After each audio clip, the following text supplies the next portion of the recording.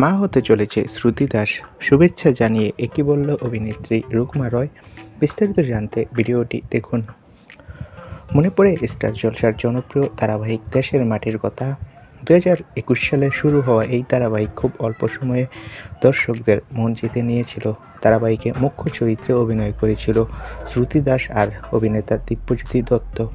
নোয়া আর কিরণের জুটি বালা সাড়া ফেলেছে, তবে পরবর্তী সময়ে জনপ্রিয়তা পায় নায়ক নায়িকা ছাপিয়ে পার্শ্ব চরিত্র রাজা মাম্পি।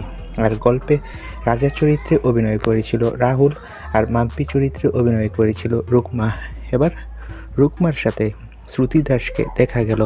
শোনা যাচ্ছে শ্রুতি দাস নাকি খুব শীঘ্রই মা হতে চলেছে, আর শ্রুতি দাসকে শুভেচ্ছা জানিয়েছে অভিনেত্রী রুকমা রয়।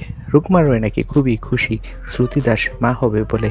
তো বন্ধুরা, এই খবরটি জেনে তোমাদের কেমন লাগছে? শ্রুতি দাসকে শুভেচ্ছা জানালো রুকমা রয়, কমেন্ট করে জানাও। আর টেলিপাড়ার সব লেটেস্ট আপডেট পেতে আমাদের চ্যানেলটি সাবস্ক্রাইব করে পাশে থাকা বেল আইকনটি বাজিয়ে রাখো।